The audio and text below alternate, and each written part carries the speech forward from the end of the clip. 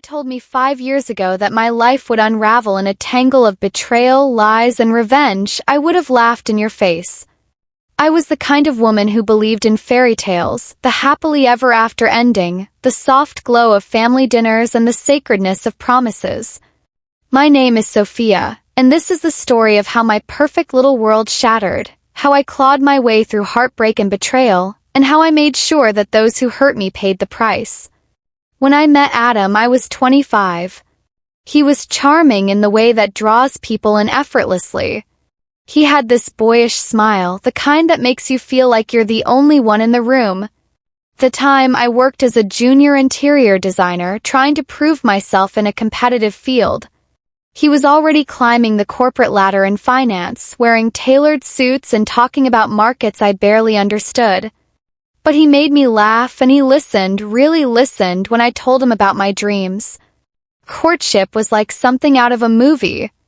Weekend trips to the coast, surprise flowers at my office, late-night talks about the future. My friends envied me, my family adored him. He proposed on a snowy December evening, down on one knee in front of twinkling Christmas lights, and I swear I felt like the luckiest woman alive. We got married the following spring in a charming vineyard just outside the city. My best friend Claire was my maid of honor. Claire and I had known each other since we were kids. We grew up 3 streets apart, shared secrets, heartbreaks, and victories. She was my sister in everything but blood. Having her by my side as I walked down the aisle felt like fate sealing itself neatly. Married life was good. At least that's what I thought. We bought a cozy suburban home with a little garden where I planted roses. Sunday mornings were filled with pancakes and music, Adam humming off-key while I teased him. We hosted dinner parties where Claire was often a guest, and I would sit back and watch my 2 favorite people laugh together, feeling a deep, warm sense of gratitude. But looking back, the cracks were there. Small things I ignored because love makes you blind. Adam's late nights at the office. The way his phone was always face down on the table. How Claire sometimes seemed overly defensive when I mentioned him. But I brushed it all off. I trusted them both more than anything. That trust was my first mistake. It was a Tuesday evening when the first real seed of doubt took root. Adam had kissed me goodbye in the morning, briefcase in hand, saying, "Don't wait up tonight, sophomore. Big client meeting might run late." I smiled, kissed him back, and went about my day. Around 9 p.m., I decided to drop off some documents at Claire's house. She had been helping me with a small freelance project, and I wanted her opinion. When I pulled into her driveway, I noticed something strange. Adam's car was parked a few houses down. My stomach dropped, but I told myself it was coincidence. Maybe he had a client who lived nearby. Maybe I was being paranoid. Till I walked up to her front door, clutching the folder in my hands, and that's when I heard it. Laughter.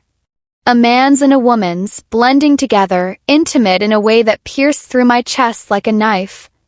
My hand shook as I knocked, my heart pounding so loud I thought they'd hear it.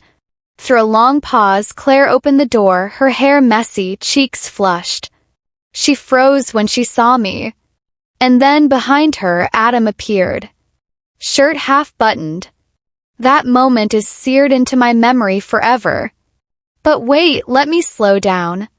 'Cause that discovery, as shattering as it was only the beginning of a storm that would consume everything I thought I knew about loyalty, love, and revenge. Before I dive into the betrayal, you need to understand just how much I had trusted them.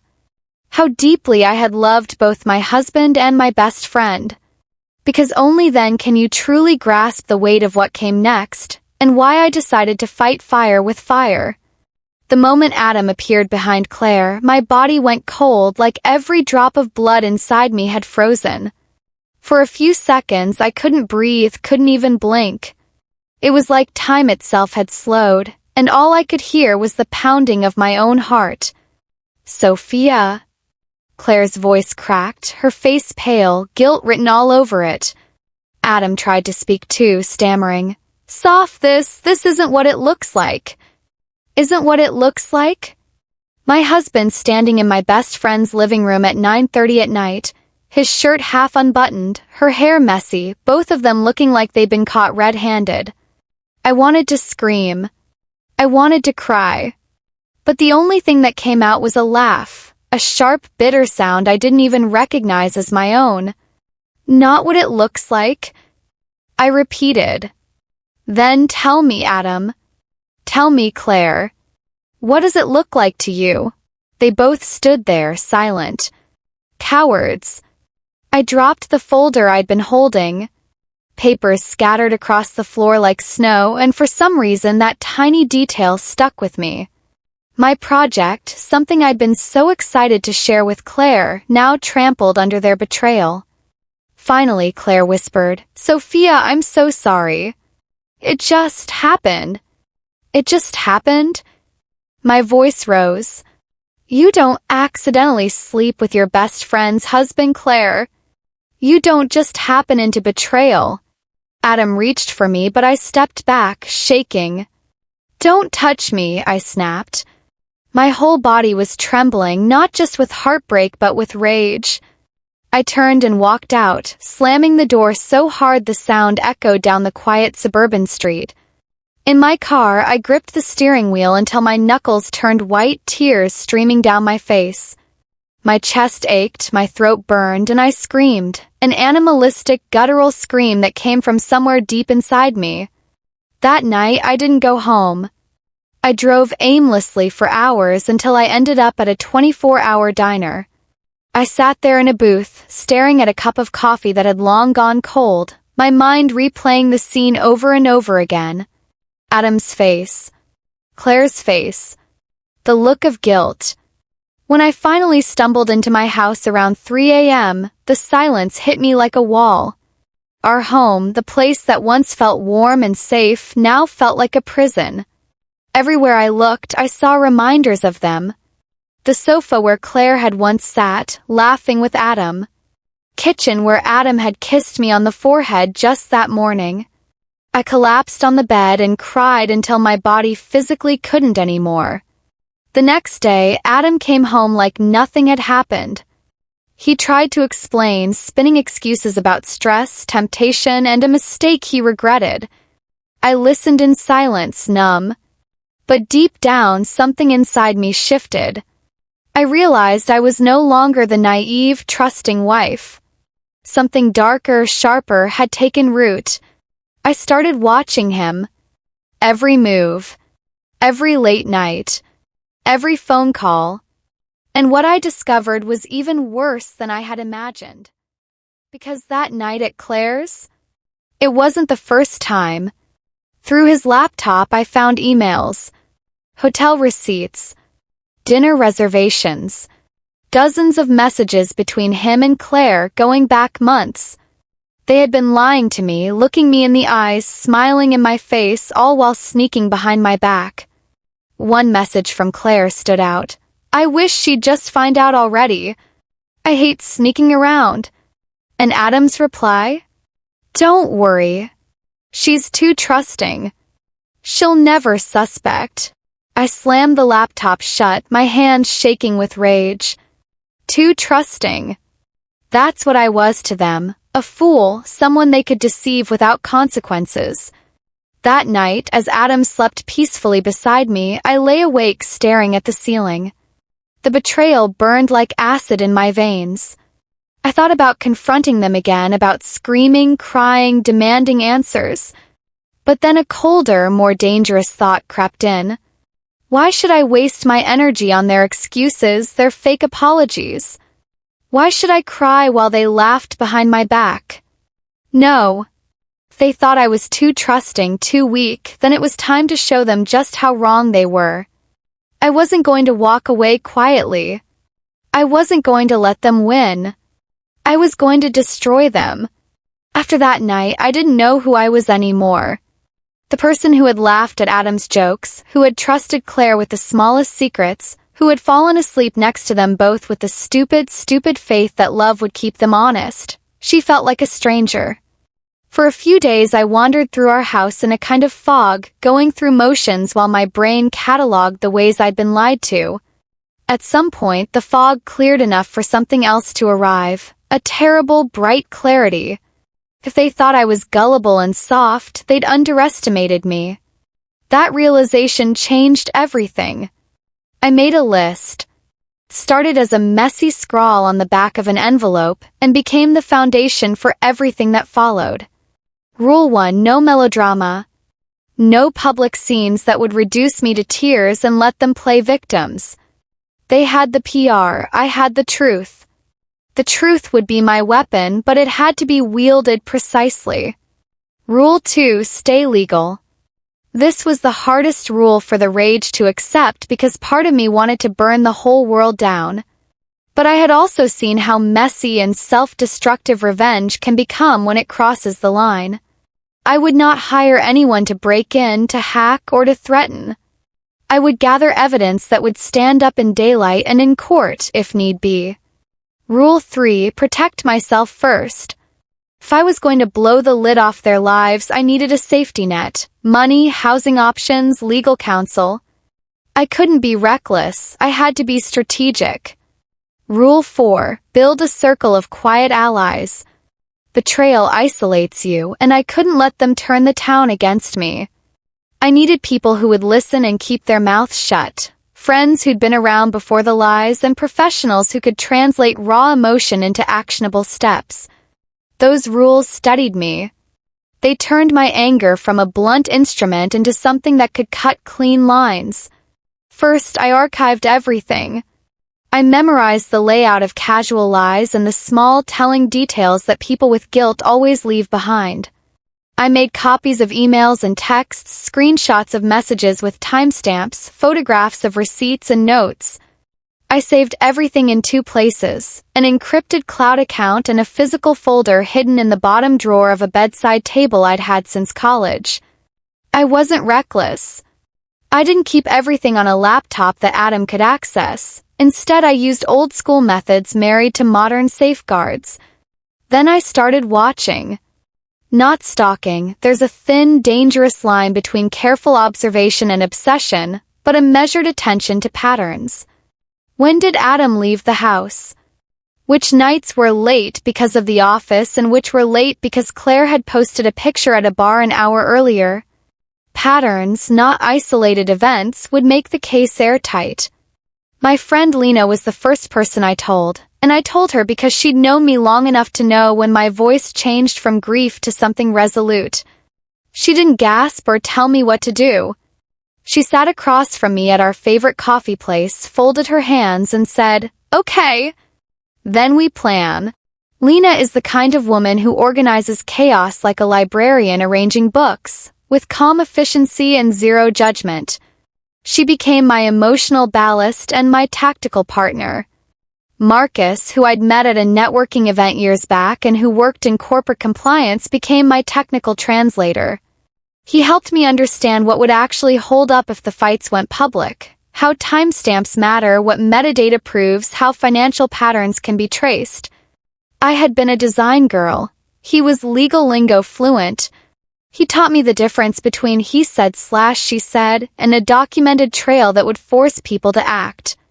I made a private appointment with a family lawyer, a woman named Isabel who had a reputation for cutting through self-righteous bluster.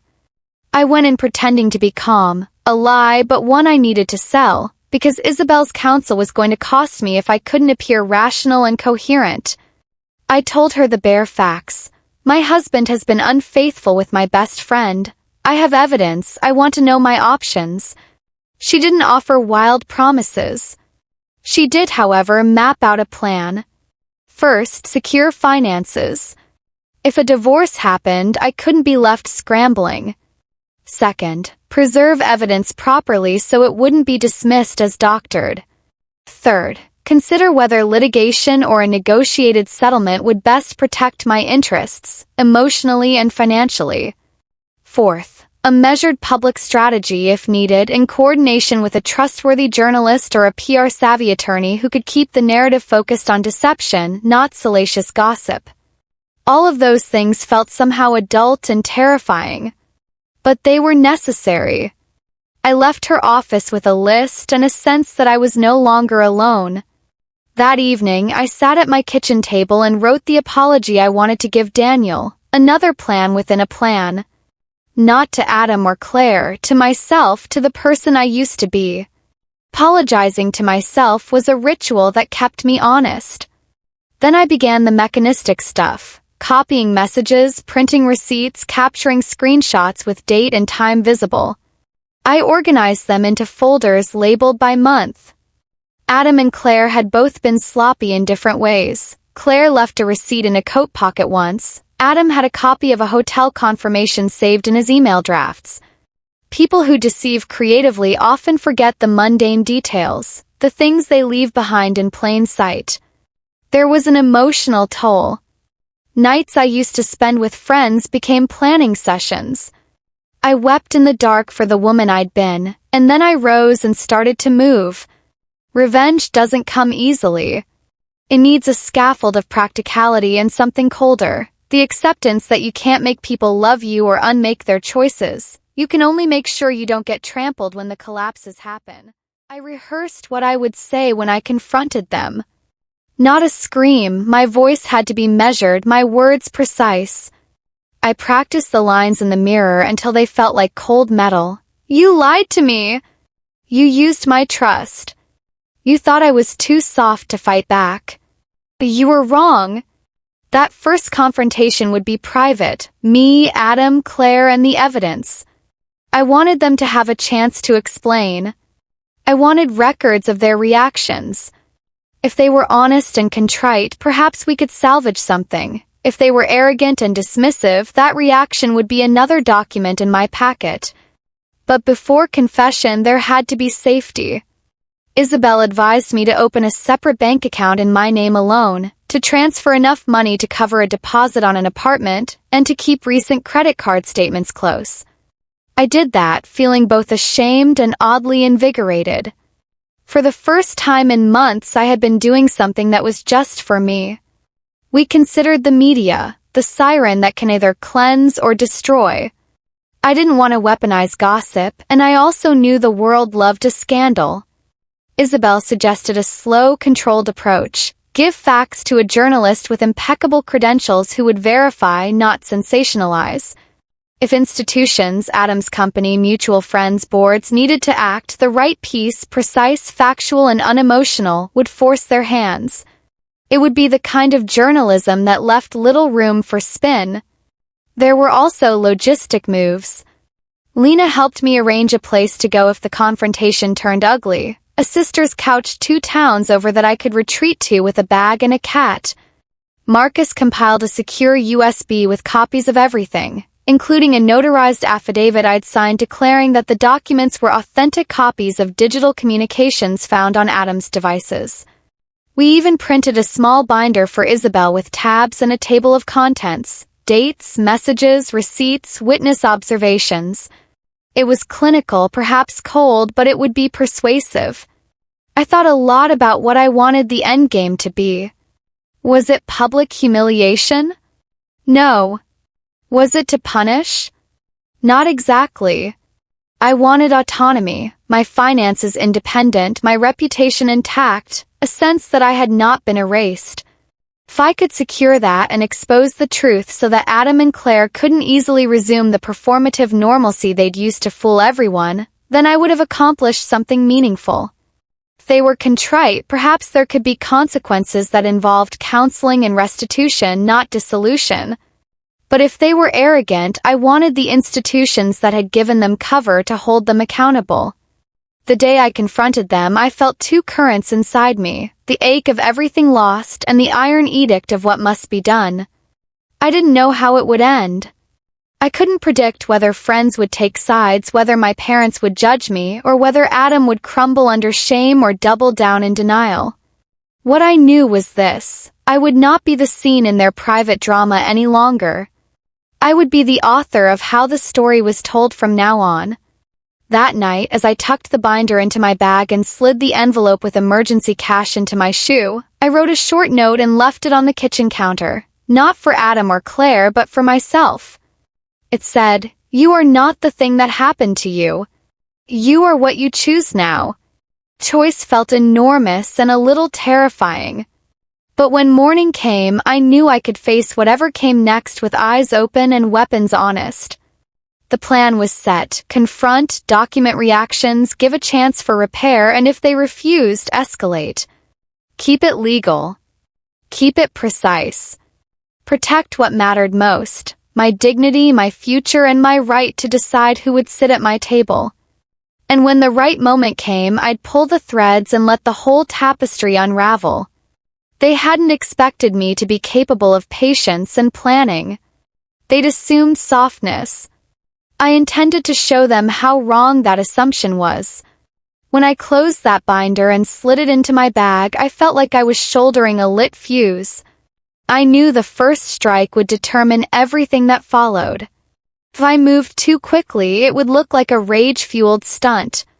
If I hesitated, they'd have time to scrub evidence, to call in favors, to spin a new narrative where I came off as the hysterical wife. So I chose surgical, not theatrical. Precision would be my revenge. Plan had 3 pathways running at once: legal pressure, social exposure targeted to the right people, and quiet personal measures that would take away the comforts they'd use to cushion themselves. Each path was designed to feed the others. Islands of consequence would unite into a tide. Phase 1, the private confrontation with witnesses. Called them both at once. The voice on Adam's end was casual, too casual, like nothing had changed. Claire's voice trembled. I asked them to come to a neutral place, the small conference room at the community center where I'd volunteered. I wanted a public but not sensational setting: neutral light, chairs in a circle, a single camera on my phone in the corner. I told them later it was for notes. I'd prepared a short statement and I planned to read it. Not to plead. Not to beg. To name. Adam arrived first, buttoning his jacket with precision. He smiled that practiced smile and tried to tuck straight into the old comfort of being charming. Claire walked in 5 minutes later, eyes wide, fingers twisting in her bag strap.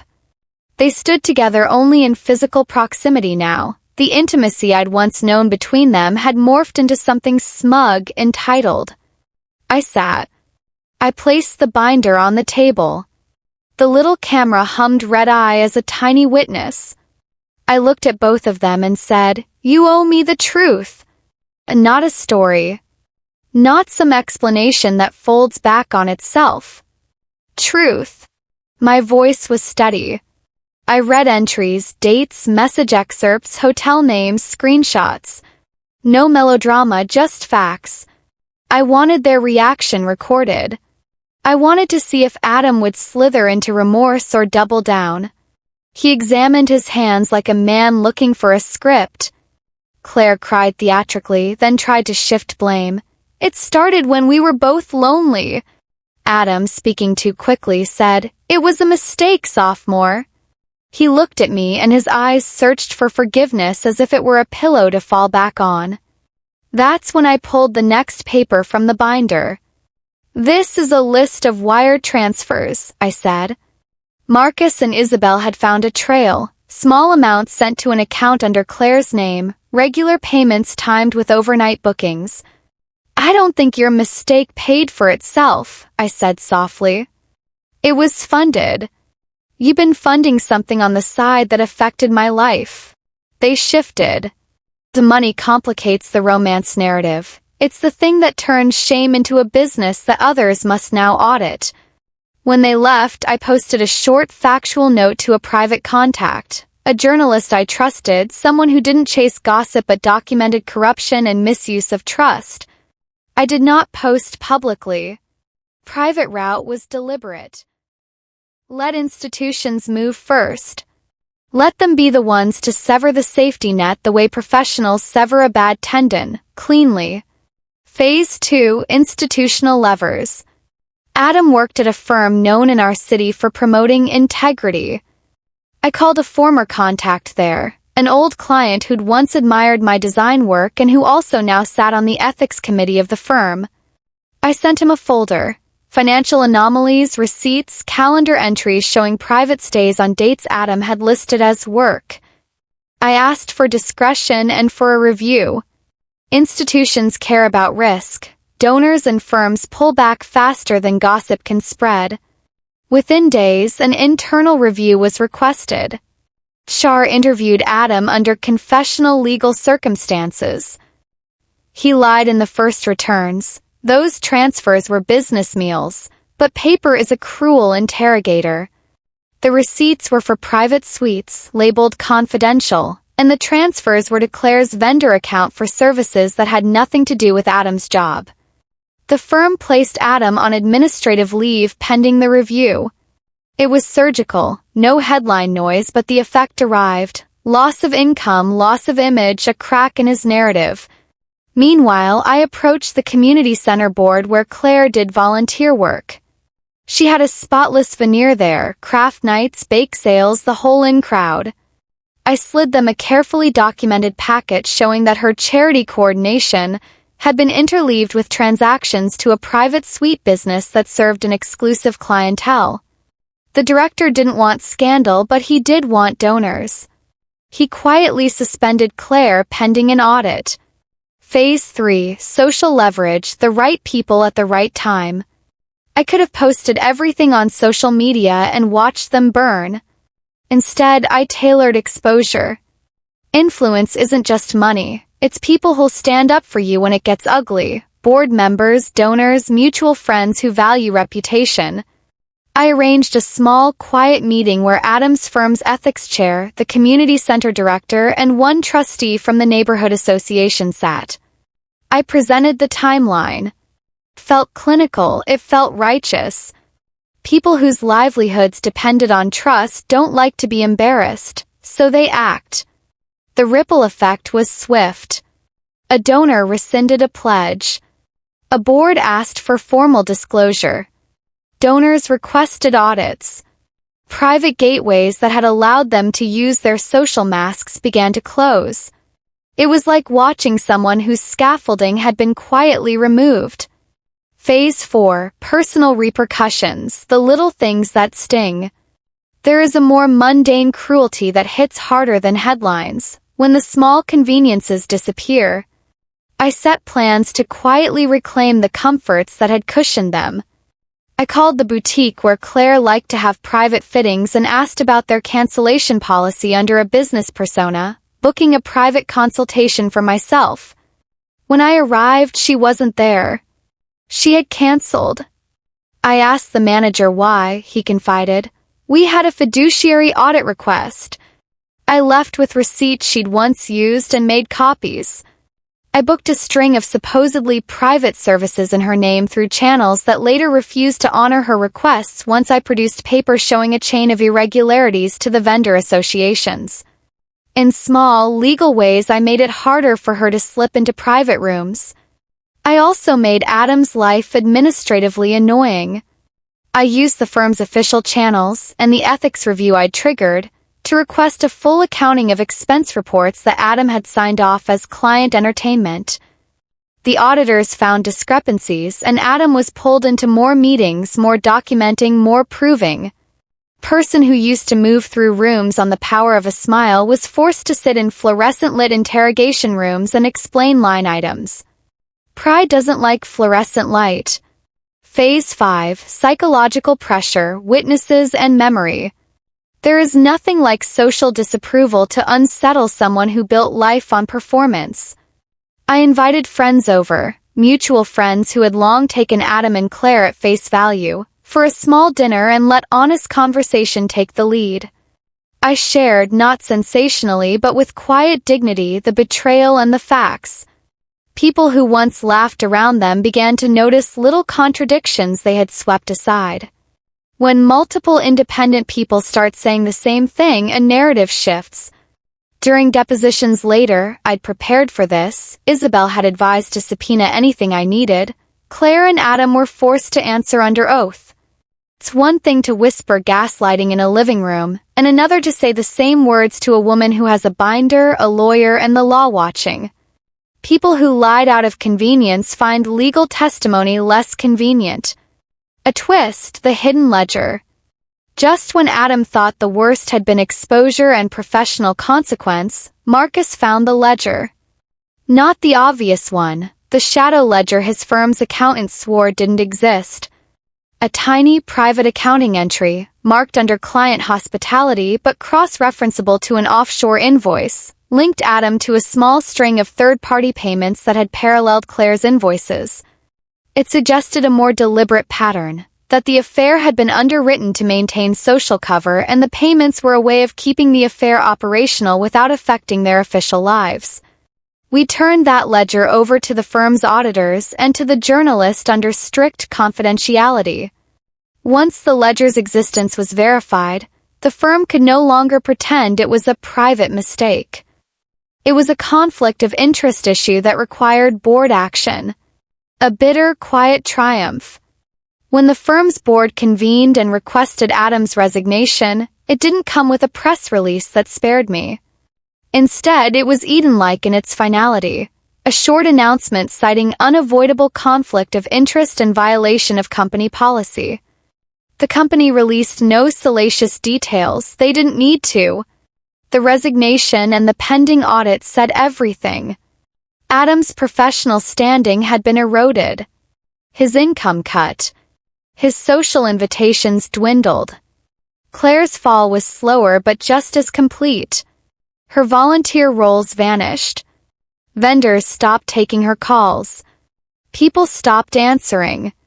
Part of the execution that I didn't anticipate the satisfaction from was watching them lose their social machinery, how they had used friends and respectability to sanitize behavior. Without it, they were small, ordinary people must by consequence. Collateral, the costs you don't expect. Revenge is never clean. There were costs. Some friends chose to remain neutral to avoid backlash.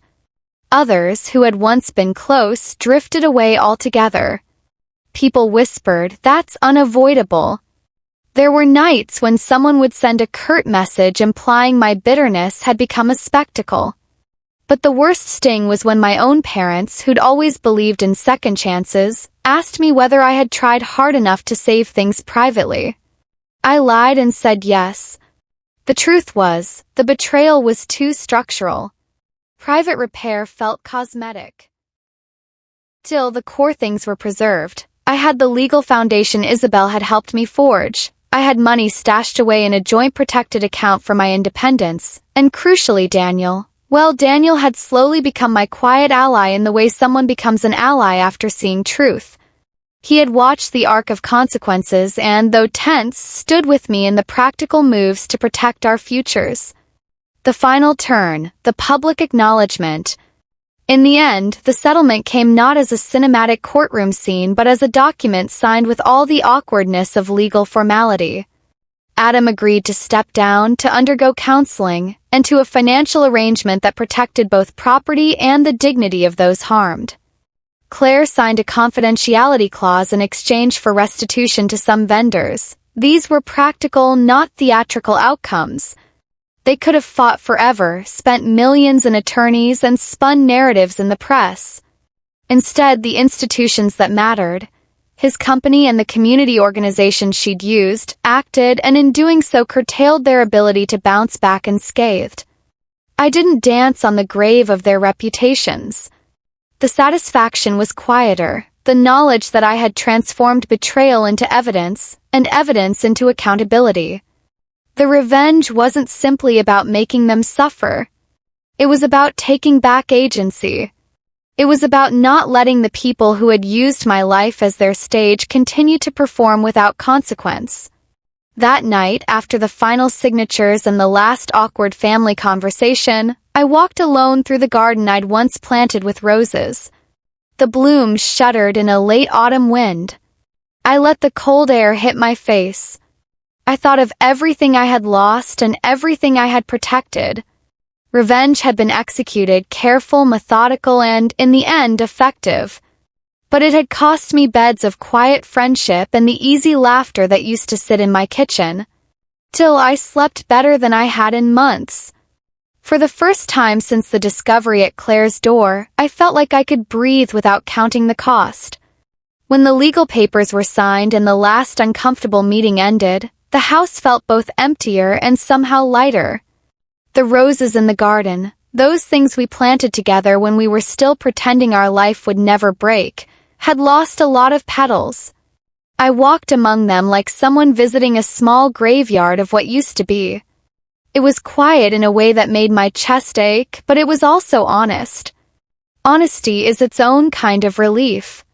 Through all the dust settled, life didn't snap back into some perfect version of normal. There was no cinematic reconciliation with Adam, no triumphant parade of friends holding my hand. There was a lot of small, practical aftermath that slowly stitched itself into place. Paperwork, counseling sessions, awkward brunches where people didn't know where to sit. Those are the real pieces of closure, not the dramatic moments people imagine on TV. Adam resigned from his job. He apologized in a statement that had been vetted by lawyers and PR people, careful, measured, and hollow. He moved out of the house we once shared and into a small rental. I watched him shrink into the corners of the life he'd helped build and then neglected. He tried briefly and then less and less to reach out. First I didn't pick up. Later I answered once, maybe twice, because I needed to hear the voice of the man I had once loved and to feel whatever was left of him be real. He said, "I'm sorry," and I said what I needed to say back. That sorry would take time to mean anything and that actions would matter more than words. Claire vanished from our social circles. Vendors ceased returning her calls. The neat little social scaffolding she'd used to appear indispensable collapsed slowly and cruelly. She sent one letter, an apology that read like a negotiation, and then nothing. There was no dramatic confrontation from her side, just the quiet echo of someone who had lost their stage. Part of me wanted to feel triumphant. Another part, an older, smaller part, felt a strange, sorrowful emptiness at the sight of someone who'd once been my closest friend reduced to dust. Human emotions are messy that way. People took sides in predictable ways. Some friends came forward with fierce, immediate support. They brought meals, they sat with me in silence, and they helped with small, practical things that had nothing to do with spectacle. Others drifted away, either because they were uncomfortable with the scandal or because they'd been closer to Adam and Claire than to me. It hurts even now to see the empty chairs at a dinner table where once so many laughter-filled voices lived. But it also revealed which relationships were real. The people who stayed are the people I'd want beside me on any hard night. I did the work everyone tells you to do but never explains properly. Therapy. I sat with a counselor who helped me understand that betrayal is not a single event but a slow, corrosive force. We worked through shame and humiliation, the small, private embarrassments that compound into a feeling of being less than. Therapy didn't make the pain vanish. It taught me how to recognize the old reflexes, people-pleasing, silence, the urge to smooth over. When you've been gaslit by people you trust, your own instincts become suspect. Therapy helped me relearn how to trust myself again. Financially, I made choices I'd been too naive to make before. I met with an advisor, set up protections, and slowly reasserted control over my life. The settlement provided breathing room, not a life of splendor but enough to be independent. Independence felt, weirdly, like a kind of love I had been missing, love for myself enacted through choices that prioritized my future. The thing that surprised me most was what happened with the people who'd been collateral in all this, those who had been hurt by the ripple effects but weren't the architects of the betrayal. Adam's parents, who'd always liked to keep appearances, wrote me a letter months later. Not an apology, too much pride for that, but an acknowledgement that things had been poorly handled and an earnest wish for peace. The woman who'd once been my maid of honor called and, in a voice small and ashamed, asked if we could meet. I agreed. The meeting was quiet. There were no theatrical apologies, just two tired women trying to understand how the fabric of their lives had been ripped. We didn't fix everything that afternoon, but it was a start. Ethan, the little boy whose life had been dragged through things far beyond his years, became in the most honest way possible my north. I started volunteering at the after-school program he attended quietly. Not to be heroic. Not for optics. I just wanted to be near him, to see him climb back into the small, ordinary joys that make childhood gentle. Paint-splattered fingers, scraped knees that heal the way a tiny hand curls around yours when the world feels big. He kept drawing pictures of houses with extra windows and labeled them places where everyone is safe. That small faith made my chest ache and heal in equal measure. Karma, if we can call it that, showed itself not as thunder but as slow, inevitable consequence. Adam's name no longer elicited the same easy respect in business circles. Claire's invitations dried up. The vendors who had once smiled at her calls now declined them without explanation. My father, who had always told me to be cautious about calling anything karma, in case it looked vengeful, sat across from me one afternoon and said quietly, "You did what you had to." His words weren't absolution. They were a recognition that the world had balanced itself. Balance, not bloodlust. The lesson I took away, one I wish I had known before the whole thing unfurled, is that justice and vengeance are different animals. Vengeance feels hot and immediate. It demands to be fed. Justice is quiet, it's methodical, and it often requires patience and the willingness to let institutions do their work. I discovered that the cleanest triumphs are those that leave your hands as unsoiled as possible. I wanted consequences for the harm done, but I also wanted a life afterward. The path that led me there wasn't about spectacle, it was about reclaiming agency. If you asked me now whether I regret what I did, I'd tell you this. I regret the naivety that allowed the betrayal to happen. I regret that the people I loved were hurt. Perhaps worst of all Ethan, who never asked to be involved. But I don't regret standing up for myself. I don't regret insisting that deception has consequences. And I don't regret the way I learned to protect myself. A few years on, I rebuilt a different life. I planted new roses, this time with sturdier roots and less vanity. I reopened my design studio with a sharper eye and a smaller client list that valued honesty over glossy image. I fell in love later in a quieter way with someone who showed up, not in grand gestures but in steady daily presence. It wasn't the fevered romance of my youth, but it was durable, and that felt like everything. So here's what I want you to take away if you're watching this from the other side of a betrayal. Fight for yourself, but keep your hands clean. Gather evidence, seek counsel, and don't let shame silence you. Protect the ones who are truly vulnerable. And when you do confront the ones who hurt you, aim to come out with a life intact. No trophy, just dignity. My name is Sophia. I lost a life that once felt perfect. I gained something harder to describe, a steadier self. That sounds like a small victory, maybe it is. But after everything I lived through, I'll take the small victories. They hold up better than any fireworks.